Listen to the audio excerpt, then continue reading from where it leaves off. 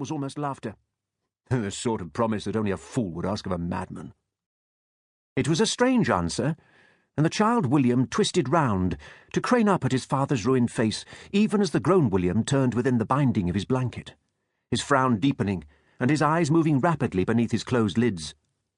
Through the mists of the dreamscape, his father's voice faded, to be replaced by those of a man and woman arguing in a tent.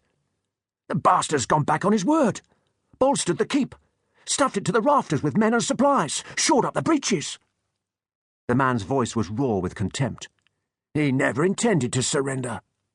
"What of his son?" the woman asked in an appalled whisper. "The boy's life is forfeit.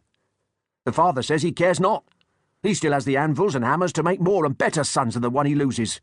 "Oh, he does not mean it." The man spat. "He's John Marshal, and he's a mad dog. Who knows what he would do? The king wants the boy." "But you're not going to. You can't." The woman's voice rose in horror. "No, I'm not. That's on the conscience of the king and the boy's accursed father. That the stew's burning, woman! Attend to your duties." William's dream self was seized by the arm and dragged roughly across the vast sprawl of a battle camp. He could smell the blue smoke of the fires, see the soldiers sharpening their weapons, and a team of mercenaries assembling what he now knew was a stone-throwing machine. "Where are we going?" he asked. "To the king." The man's face had been indistinct before, but now the dream brought it sharply into focus, revealing hard, square bones thrusting against leather-brown skin. His name was Henk, and he was a Flemish mercenary in the pay of King Stephen. "Why?" Without answering, Henk turned sharply to the right. Between the siege machine and an elaborate tent striped in blue and gold, a group of men were talking amongst themselves. A pair of guards stepped forward, spears at the ready, then relaxed and waved Henk and William through. Henk took 2 strides and knelt, pulling William down beside him. "Sir!" William darted an upward glance through his fringe, uncertain which of the men Henk was addressing, for none of them wore a crown or resembled his notion of what a king should look like. One lord was holding a fine spear, though, with a silk banner rippling from the haft. "So this is the boy whose only value to his father has been the buying of time," said the man standing beside the spear-bearer. He had greying fair hair and lined, careworn features. "Rise, child. What's your name?" "William, sir." His dream self stood up. "Are you the king?" The man blinked and looked taken aback.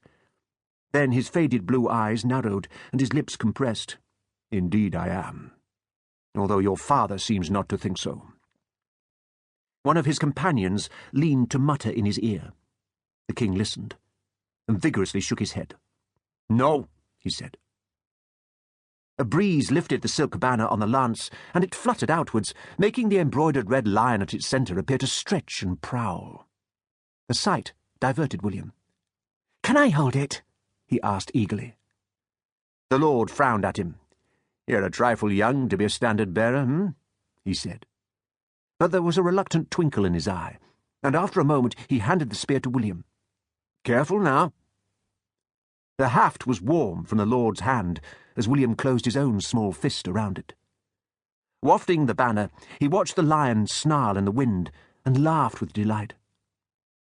The king had drawn away from his adviser and was making denying motions with the palm of his hand.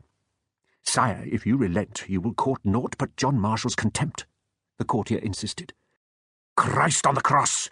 I will court the torture of my soul if I hang an innocent for the crimes of his sire. Look at him! Look!" The king jabbed a forefinger in William's direction.